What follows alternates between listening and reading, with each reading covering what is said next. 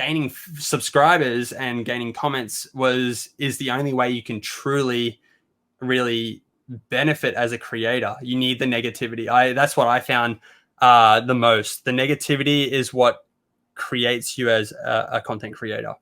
How I put it as well, if I'm getting views and I'm not getting any dislikes and I'm not getting any hate on my videos, then I'm not creating the right content. Yeah, for me, it was I started. Plus, we'll go into the interview. All right, so we've got to go into the how my journey started. Yeah, let's just knock it out. Okay. Let's knock it out. So I'd say like an hour ago I asked you. Let me cut it, and I'll just be like we're getting into the conversation. Like, haha. I'll just ask you. It's like so. Okay, interesting. Very interesting. But can you just go over? Can you just take me through the journey for you as a Poketuber, from the humble beginnings to where you're at now, the triumphs, the downtrodden moments. No, just give it to me straight. From the start. All right. So it all starts back when I was sitting at home. My little brother was actually watching a YouTube opening. It was of Skull's TCG. Okay, so this is throwback. This is the OGs would know who Skull is. He's actually got a Flash Fire boost box opening where he pulls the secret rare Mega Charizard X in his first boost box he ever opened on his channel of Flash Fire. It's going to be Megazard X, non-secret rare. Really? Hey, check it out! No, that's the secret rare. What? Oh my goodness! And it's probably sitting about 4 or 5 million views to this date. So sitting back, my brother's watching that. It's only probably got 10,000 views or something like that. It was like early on, where early birds.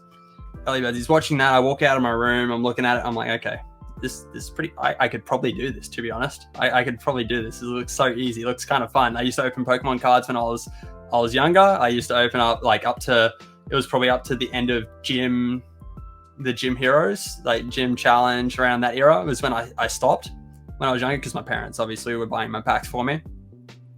I stopped, and I come back. I'm watching this video. I'm like, I could probably open packs. Like, I still like Pokemon. I like playing the games. And I spoke with a couple of friends about it, and it was like, dude, just do it. Like, just do it. You could do this. Like this guy's out here getting thousands of views, and he's just opening packs. You could do this. So I was like, all right. So I looked into it. I found out where to buy packs from. My brother was watching the video still. I ended up going to Dave and Adam's Card World. That was the first place I ever bought booster boxes from, because I thought you could only get them in the US, which at the time, I think that was probably one of the main sources, to be honest. So I went to Dave and Adam's. I picked up around about 3 booster boxes of Plasma Blast, a case. I picked up a case of Legendary Treasures, sorry. I got a couple of binders, a couple of sleeves, stuff like that, just to kind of like start my collection. So I started with Legendary Treasures. That was the very first set I ever bought and opened. Bought a whole case. I got photos and everything too. It's like just for that extra nostalgia. I opened up 3 boxes of that. I hit a gold card within the first 3 boxes, which is insane. Got the Reshiram Gold. And then I thought it was going to be profitable to sell the other boxes, to flip them and get my money back, because I'm like, okay, I've got one of the gold cards. I may as well just buy out the rest of the set. So anyway, I sold the other 3 boxes. I should have opened them. Big sad face. Awesome set. Really fun. Even if I held on to them to this day. Legendary Treasures is a money set. Everyone loves it. Everyone loves it. Even when I was selling the Radiant Collection, I don't know if you know, there's a Radiant Collection inside of Legendary Treasures. Selling those, you could sell a full set of that off for about $30 back then. It's worth way more now. But I was selling them off like full sets, because you'd pull full sets from booster boxes, almost 2, because you'd be getting double pull packs left, front, and center. But yeah, so I started with Legendary Treasures anyway. I then went back and bought Flash Fire. I bought Furious Fist, XY base, and I kind of like worked my way around the sets that were out at the time. So I went back to Plasma Blast. That was about as far as I wanted to go back, because anything behind that was Plasma Freeze, Plasma Storm, and they were already hitting that $200 mark. So they were already well above the market value. So I was like, I don't really want to pay that. Stingy Amity TCG here. And yeah, so that's where I started. I'm like, well, I'm going to aim to complete sets. I set a goal. I set a target. I I'm just going to complete sets. So then from there, off camera, this is all off camera, I'm starting to complete my sets. I'm still watching more YouTubers, Happy Gengar, to name a couple. We got Super Lugia, which is now his channel named Supra, and he does gaming videos. He's got like over 100,000 subs. He used to do TCG back in the day. We had the Pokemon. Oh, what was he called? Poke Collection, which is now known as the Game Capital on YouTube. He changed his name because he changed his business name. He had Poke Collection, where he had a big MCN called Toys MCN. Yeah, so I was watching channels like that. They were just opening packs every day. Skull Shuttle TCG back then, he was opening packs. He now does Nintendo gaming. So a lot of people have moved on from it from back then. Obviously, there was it's killing me. It's killing. What was his name? Hey YouTube, What was his name? Hey YouTube, this is. He recently just came back to YouTube after announcing he was going to quit. What was his name? Primetime Pokemon. What was his name? Primetime Pokemon. I'm drawing him. Primetime, yeah, Primetime. He was another major back in the day. Another major, big major. Yeah. Yeah, he was one of my go-tos. I'd always watch Primetime. My favorite. It was just he was just consistent. It was just nice to watch because he was just very consistent. Very pleasant. Yeah, very pleasant to watch. Yeah. So they were the old like OG YouTubers that I mainly watched. There was a couple of others, obviously. There was some real standouts, but I just can't remember them off the top of my head. But yeah, they were like influences into me going onto YouTube. But eventually I managed to bring up the courage to do it around Roaring Skies. So Roaring Skies was the first set that I opened on YouTube. I bought a whole case, and the goal was to complete the set with that whole case on YouTube. I actually missed out by one secret rare. I can't remember what secret rare it was, to be honest. I can picture it in my head. I just can't remember the name. But yeah, I missed out by one secret rare. I was pretty disappointed about that. What gave you the courage to go on YouTube? The courage to go on YouTube was like, it was kind of just like a mental thing. I just kind of had to sit back and just, it was more so about planning my videos out. Back then I was overthinking it too much. Whereas now these days you just go in and you just wing it. You just see what happens because you never know what you're going to get out of a pack. You can't you can't think ahead as to what you're going to say because you don't know what you're going to get. And I was thinking it through too much. So once I got past that boundary of just do it, just wing it.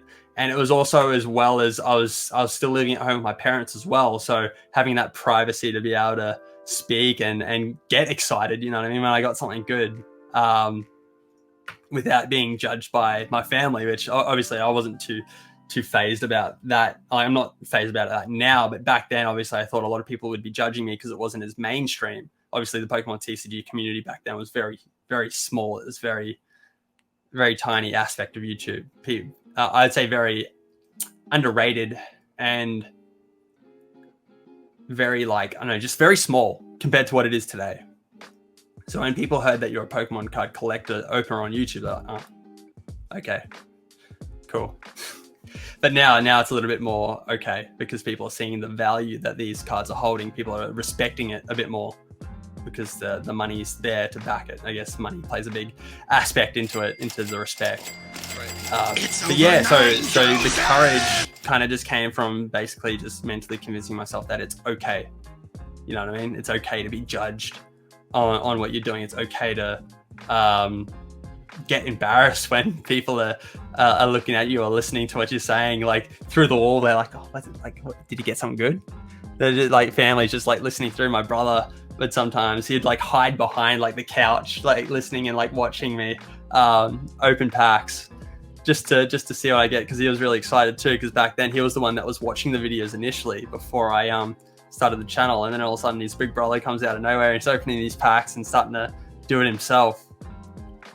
And yeah, so I went into Roaring Skies and I opened that on YouTube, and that went really well. I tried a weird format where I was using like a template of sorts. You can go back and see it, like years ago. I was using I tried something new. I thought I had to come into YouTube and do something new and different to everyone else, which I really didn't need to. People just wanted to see packs get open. Let's be real. So I had this like layout, this template, and I'd have like a pull target up in the top corner of the video, like something that I wanted to hit. I had that featured there, and a couple of other things. Like I'd have like a spot on the layout for pulls that would happen throughout the video, which I thought was a good idea at the time. But in reality, it's just like, if people want to see the recap, they want to see the real thing. They don't need to see some like edited in animated thing, which yeah, I ended up scrapping the whole thing because it was just so much extra work for no real benefit, I guess. Like I said, people just want to see packs get open. But yeah, so I started doing something new, and in reality, people just want to see you. I realized people just want to see you open packs. That's it. They just want to see you and your take on opening the packs, and see your reaction and know what you think about the cards themselves. And that's one of the biggest things that a lot of new YouTubers don't understand. It's just, they want to see your genuine thoughts. They want to hear your genuine thoughts about the cards. They want to hear you spread the knowledge that you know about those cards. Being knowledgeable is one of the biggest things. Having the power to know the values on the market as well. It saves people having to go elsewhere. Like, I'll just go watch Brodie's video because Brodie knows what the market value is at the moment. So why would I go elsewhere when I can just watch Brodie and he just goes, yeah, this card's worth about $20. They see that, they pull the card themselves, go, oh, Brodie said this is worth about $20. You know what I mean? That people like that knowledge. They like that. And it's just, yeah, about you using your knowledge to create content. People just want to hear you. And from there, obviously, once I started doing it on YouTube, I started to gain more knowledge because it became an every week thing. You're sitting there, you're doing research, you're looking to buy the next set. Like, what do I want to do next? What do I want to open next? What do I have the money to do? You know, and you start thinking, you think Pokemon TCG. So that from there, I started to branch onto the next set. I started completing my binders, like buying out the rest of the sets as I went. Had a pretty good method going. I'd sell off my extras on eBay to make a bit of money to be able to afford the next set. Then from there, I was telling you earlier in our call that I went on to the 46 opening spree, which is a playlist on the channel. And that's when I branched out and I started to buy older Black and White series stuff and Double Crisis and those little subsets. Dragon Vault is one of my biggest ones. I actually still have some Dragon Vault sealed to this day from my original purchase.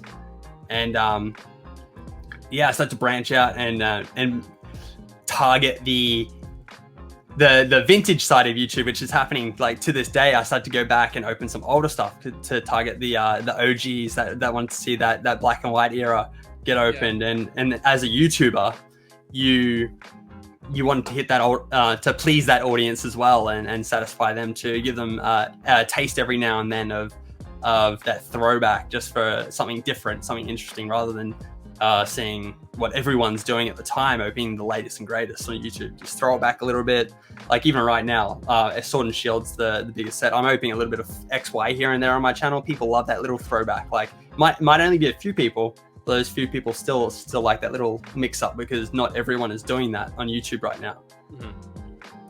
As well. So yeah, I did that. I created the 46 opening spree where I splurged a little bit, went out of my comfort zone, broke the boundary on spending a bit more money, and yeah, spent about $1,000 on some older stuff, and did a series where every single day I opened up a brand new old school product. I opened like Chespin, Chesnaught, Delphox, and Greninja tins, stuff like that, like your older XY series tins. And that was a heap of fun. And see, for me personally, that was fun, and that's what people like to see as well. Like while I was opening that, I was doing what I wanted to do. And then that's where I felt as if I started to get a little bit of traction on my channel. I started to get over that 100 view mark, because people were starting to see the personal enjoyment from me as well. I was getting a kick out of what I was opening, so people were seeing that I was starting to enjoy it.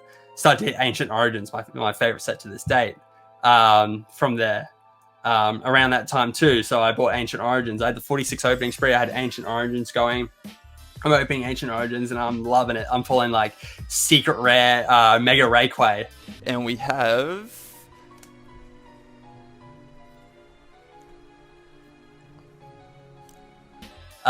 full arts, and I was just like, these cards look freaking amazing. Like, this is awesome. This is the coolest set I've opened to date. And that's where I started to show a little bit more emotion in my transformation from being a beginner So probably 2 sets down the track, I went Roaring Skies, like Primal Clash, and then Ancient Origins, something like that, or Primal Clash, Roaring Skies, and then Ancient Origins. I don't know. Around that time is when I started to feel a bit more comfortable. So it took me, who knows, up to 50 videos, heading on towards 100 to even start to feel comfortable creating videos. Wow. And I also moved houses and got like a proper like room, I guess you could say, a bit more of a private space for me to create content as well, which always has a bit of an impact. So yeah, around Ancient Origins, I started to feel a bit more comfortable. And then from there, it was just like, I started to get noticed as well. My channel started to grow naturally, just had that natural growth. I hit my 100 subs. I got my notification from YouTube as well, saying that I had 100 subs, which is always a nice vibe. You get that notification. I got a screenshot. I saved a screenshot that I have for memory's sake, a little keepsake. Then you work your way up. 500, around 500, I started to get noticed by other YouTubers. That's when Poke Capital comes in, known as Game Capital now. He had an MCN where there was a whole bunch of Pokemon TCG YouTubers that was creating content, and he did a pack a day series, kind of like what I'm doing right now. It was called Pokemon Pack Daily, whereas I've kind of took my own spin on it now. I just call it Pack a Day. He's kind of faded away from YouTube, so I've like taken on that market just for a personal challenge, I guess. More so than a series, it's more of a personal challenge for me, just to upload more content. But yeah, he was doing that back in the day, but it was a little bit different because what he did was YouTubers would take over his channel. He was a bigger channel than the rest of us. He had around about 10,000 subscribers, something like that. So he had something to give. He had potential viewers to give to the smaller channel. So we would upload a short segment of a single pack opening to his channel to be featured on his channel in compensation for exposure. So that was one way that I started to grow my channel. I went from 500, and after a couple of collaborations, maybe about 5 or 6 episodes on the pack a day, the Pokemon Pack Daily, sorry, I hit my 1,000 sub mark from just collaborating through that. And then from there, I met Booster Kings as well. So it started to grow. As I started to grow in subscribers, people started to notice me, and it's like this cycle. The cycle starts to begin.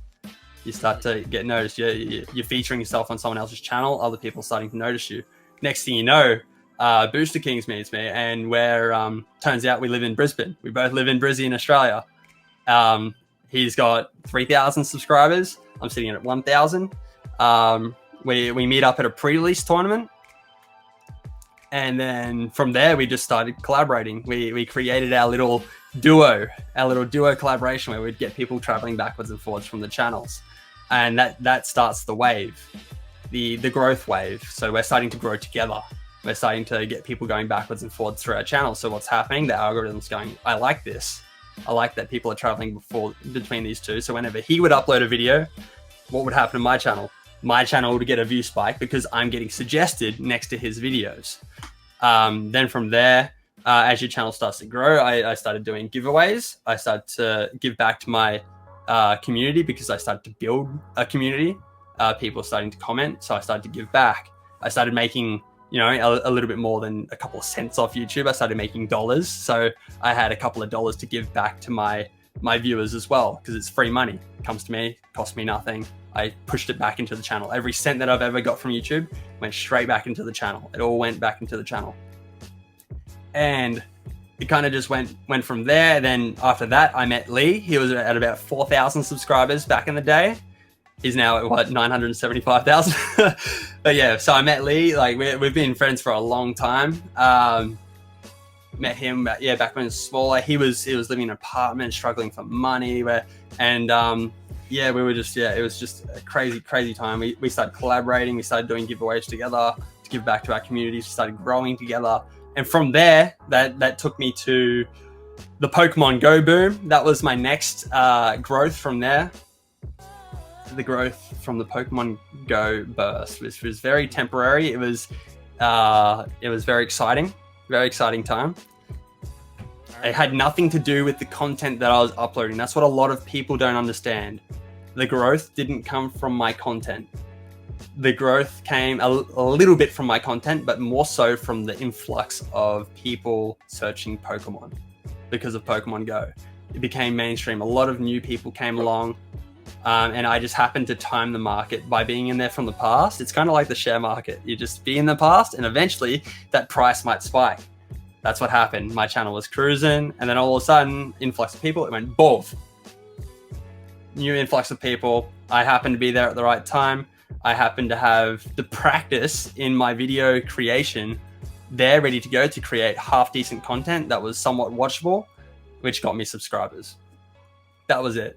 I had the basics to the content, very basic, and then the influx just came along, went boom, done. And then I ended up, I think I peaked at about 39,000 subscribers throughout the peak of the Pokemon Go. But then ever since then, it's just been, obviously, as Pokemon Go faded away, what happened to my channel? It started going down because it became less mainstream. It became less popular, less of a talkable topic. Stats started to go down. The motivation hits hard too at that point too, the decline. So this is like the low of the story. This is where it gets me to my current situation. So it was an awesome ride. You had that big ride. I started to get heaps of views, heaps of subscribers. And then towards the back end, this is when it starts to get a bit dark because the stats start to go down. The money starts to go down. I can't supply the content that I was providing before because the funds that were coming in, I couldn't do the quality of giveaways that I was doing because the funds started going down. Everything started going down. And to a creator, that's where it hits hard because you can't supply the same quality content that you were before just due to more so the YouTube algorithm than yourself. It had nothing to do with me. I was still creating the content. If anything, I felt like I was creating better content than what I had ever created before in my life. I was a lot more confident. People were commenting a lot more, and I was able to get a lot of feedback through the comments as well. A lot of people, like the negativity, I didn't take it as negativity. It was more so, okay, how can I please this negative side of my audience? What could I do? What could I implement into my video? So gaining subscribers and gaining comments is the only way you can truly, really benefit as a creator. You need the negativity. That's what I found the most. The negativity is what creates you as a content creator. How I put it as well, if I'm getting views and I'm not getting any dislikes and I'm not getting any hate on my videos, then I'm not creating the right content. People aren't criticizing me. I'm being too safe, and I need to get out of that safe zone and create more edgy content, something that someone's going to sit back and go, like, I kind of didn't like this, but I kind of like this. But I'm going to tell him why I didn't like this.